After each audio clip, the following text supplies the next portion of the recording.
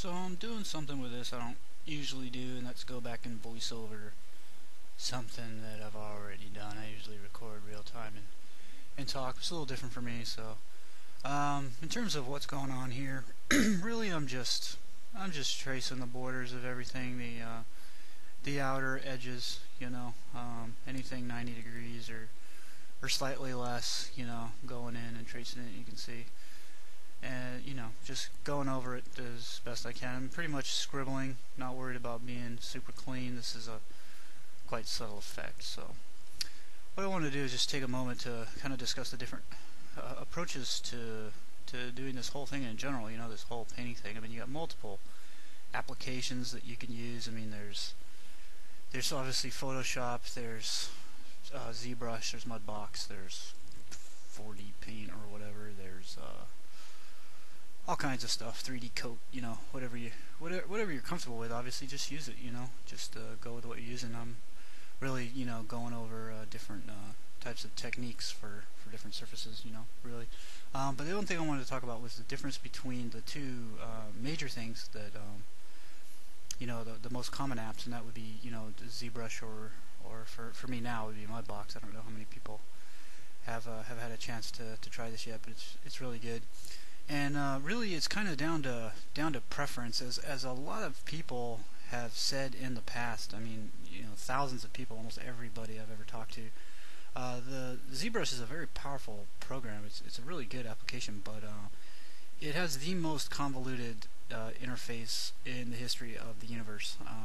I'm not sure if there's anything on the planet that's worse than that. Maybe the old 50s NASA desks or something would be. You'd have to run through the rigmarole a lot worse there. But ZBrush has a really bad interface in terms of just navigating. And I don't know if it was the designer's idea to be different or to be I don't know. Maybe they thought it was better that way. Personally, I struggle with it so much that I can't get past it. It's just a personal preference. I don't hate the program. In fact, I love that program for its capabilities and for what it's good for. And then what it's good for is a kind of a concept thing. Is what I use it more for than anything else. I mean, it's got modeling capabilities, and with the newer versions like 4R3 and whatnot. I mean, it's got a lot of good features for sculpting. It's a great sculpting tool.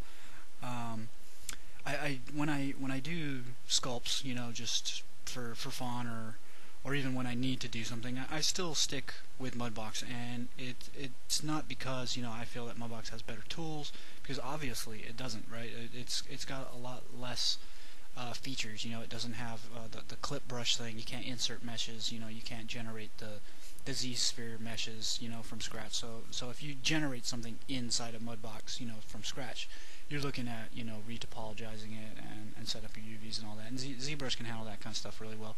So if you're looking to create a base mesh and fiddle with that, ZBrush is a good thing to do.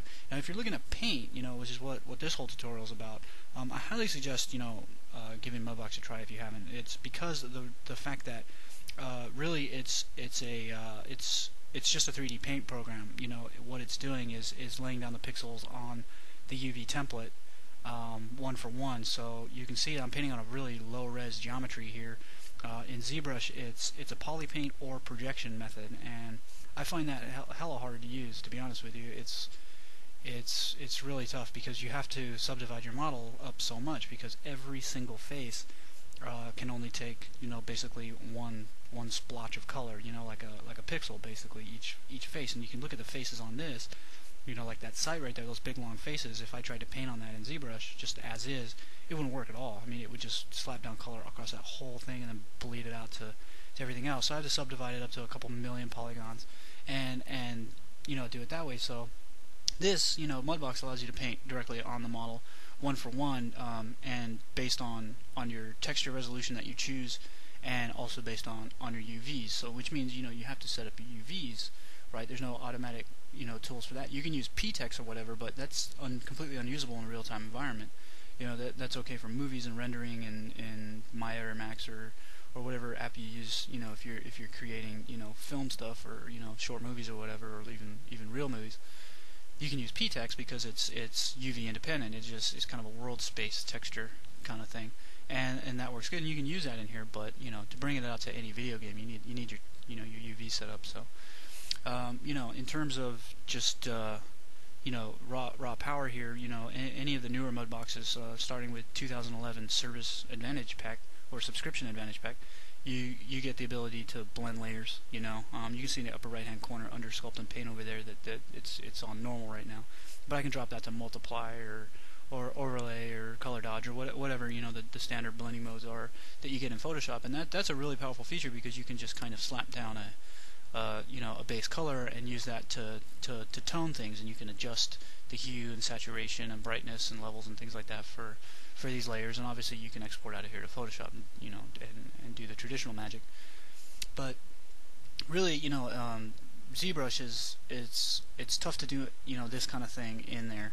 And if you look on here, in a lot of cases this texture that I'm putting down is actually pretty low res, and I explained it in the beginning, that a lot of that had to do with the fact that this particular object, this weapon, an M60, has just multiple parts. I mean, you can see all the dials and switches and knobs and crap, just general detailed stuff on there, that's got to get fit into the UV space. If it was just more basic, if it was like a pistol or something, you get a lot more resolution. Obviously, this is also a very large object.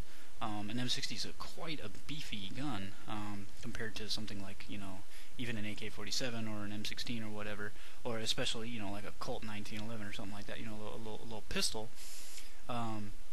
So its large size, its complexity, just in general, because of how much is actually going on in there, how many parts it has to it. It makes a little bit difficult to fit all that UV stuff, and that was why I had to split it up in the first place. I mean, I already split it into 4 parts, and you can see that I still have a little bit of resolution problems. The other thing, I could have combated that. If this was for film or something, I would have used a 4096 or hell, even an 8000, 192 or whatever texture on here, and it would have been pretty crisp, and I could have broke it up into many more bits and pieces and had way more UV tiles going on, and there's no reason that this particular application can't make a super duper high res image. But this is for a video game. It's got to run in real time, and there's a possibility of 32 or 64 of these things in one spot at one time. Worst case scenario, everybody crowds in one spot just to test, to see how our netcode works and tries to break it. So that was just one I wanted to talk about. The difference between something like ZBrush and Mudbox. I'm gonna get cut off here, so I'm gonna have to end this right now, and then we'll move back to the tutorial. And anyways, this was the speed paint.